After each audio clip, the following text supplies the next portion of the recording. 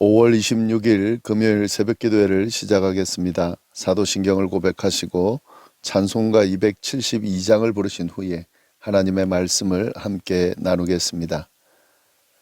오늘 하나님께서 저희에게 주신 말씀은 사무엘하 22장 17절부터 28절까지의 말씀입니다.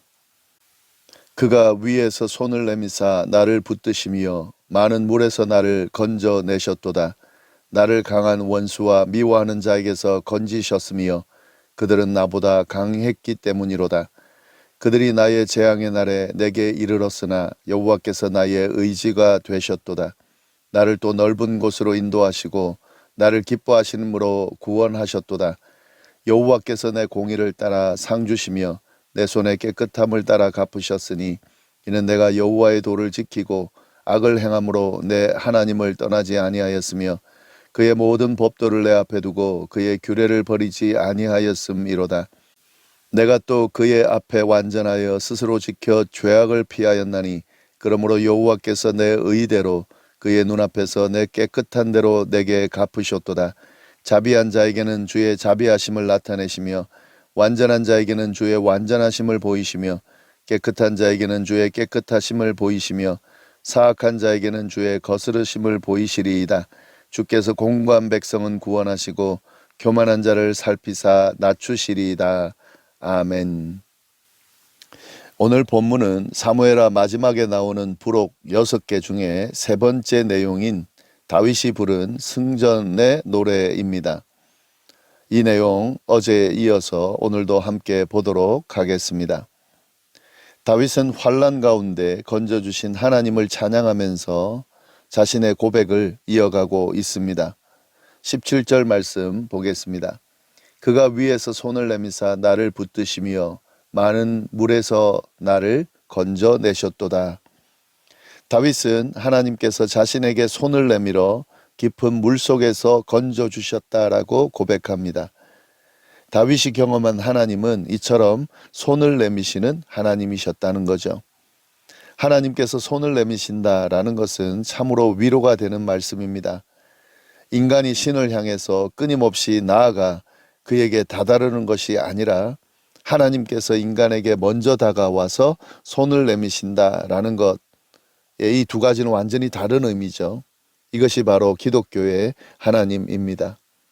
다른 종교들은 인간이 하나님을 향해 다가가야 합니다. 끊임없는 노력과 고행으로 하나님 앞에 신 앞에 나아가야 하는데 우리 기독교 신앙은 그게 아니죠. 하나님께서 우리 인간에게 다가오신다는 거죠. 다가오셔서 손을 내미신다 하는 거죠.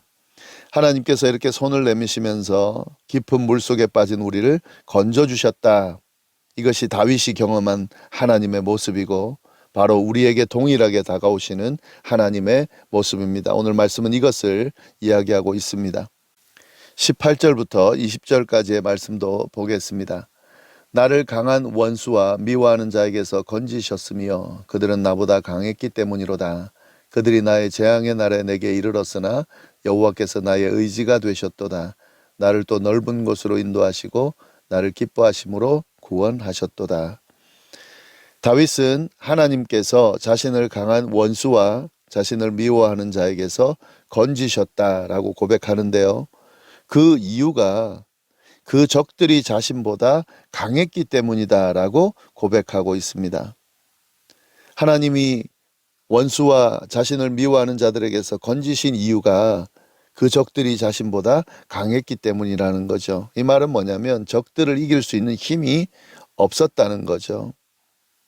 지금 다윗 앞에 펼쳐지는 원수와 적들, 이 적들을 자신이 맞서서 이길 수 있는 그런 능력이 되지 않는다라고 고백하고 있는 겁니다. 그런 강한 적들이 자신을 막았었지만 하나님께서 도우셔서 하나님이 자신을 구원해 주셨다라고 고백하고 있는 거죠.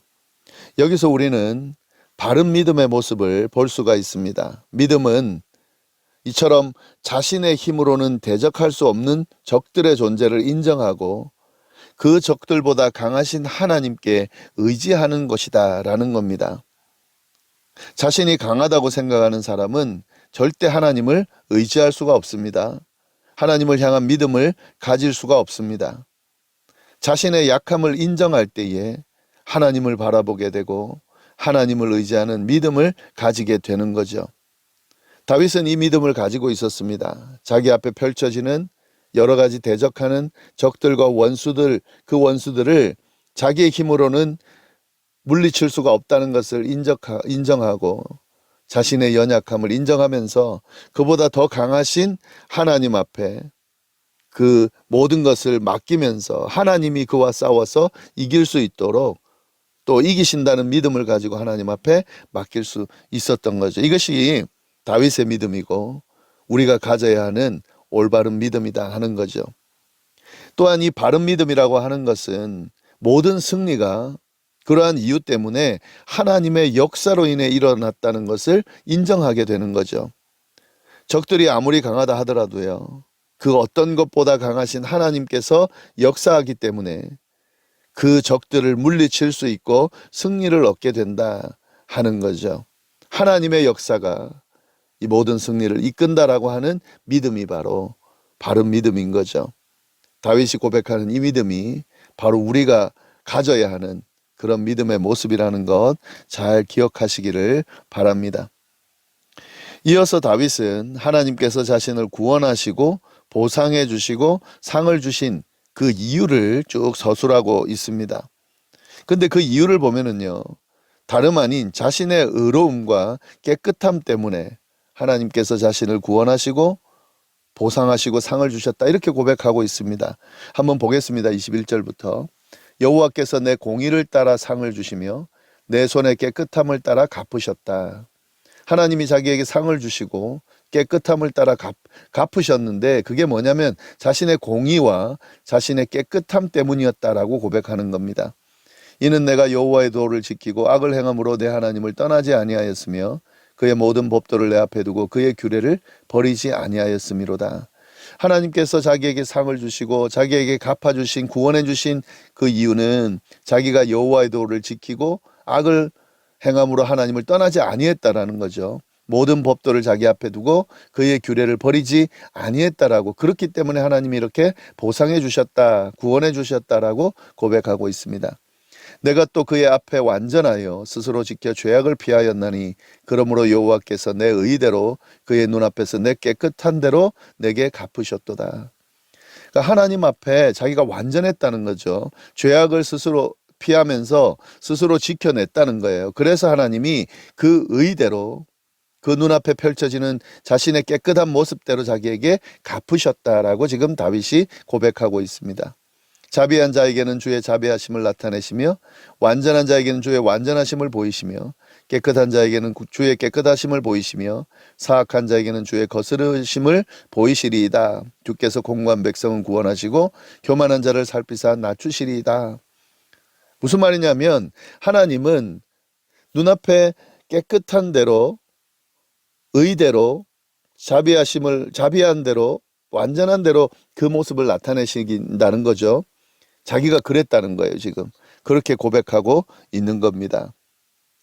근데 우리가 이 이야기를 쭉 보면서 질문이 생기죠. 우린 다윗의 삶을 쭉 지켜보면서 잘 알고 있습니다. 그가 분명 의로움과 깨끗한 모습을 보이긴 했지만 그의 실수와 죄악도 큽니다. 근데 이렇게 고백하는 것은 옳지 않아 보입니다. 다윗은 왜 이렇게 고백할까요? 그가 그 지었던 실수와 죄들을, 잘못했던 실수와 죄들을 무시하고 모르는 척하면서 자기가 깨끗했다라고 거짓말하고 있는 걸까요? 그건 아니겠죠, 분명히.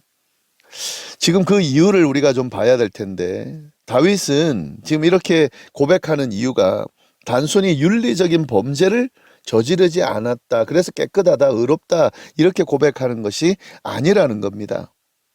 다윗은 지금 뭘 표현하고 있냐면 그의 삶의 방향과 의지를 표현하고 있는 겁니다.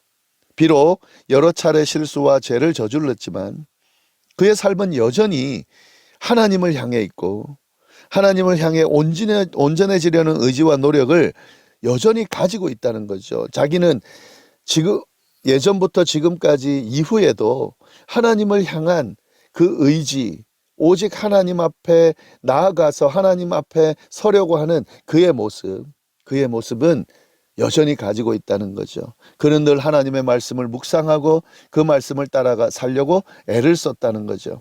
그렇기 때문에 혹 실수와 죄를 저질렀다 하더라도 여전히 그것은 변하지 않았다는 거죠. 그리고 그런 것들이 있기 때문에 그런 죄를 저질렀을 때에 하나님 앞에서 죄를 바로 인정하고 용서를 구하고 회개할 수 있었던 거고, 그의 죄에 대한 대가를 기꺼이 받아냈던 거죠. 우리가 이 다윗의 모습을 보면서 믿음을 좀 잘 정비할 필요가 있을 것 같습니다. 믿음은 이런 겁니다. 우리 믿는 자들에게 필요한 믿음의 모습은 이런 겁니다. 우리는 연약한 사람들이기 때문에요. 그리고 죄로 물든 사람들이기 때문에 하나님 앞에서 깨끗함과 온전함을 가질 수가 없습니다. 늘 실수하고 넘어지고 죄에 노출되고 그 죄에 넘어가게 되는 것이 우리의 모습입니다. 그러나 그렇다고 우리의 삶의 방향과 의지까지 흔들리면 안 되는 거죠. 그런 연약함, 죄에 노출되고 넘어지는 것 때문에 하나님을 향한 믿음이 흔들리거나 하나님을 향해 나아가지 않고 포기하거나 하나님을 향한 삶을 포기하거나 하나님과 등을 지거나 떠나면 안 된다는 거죠.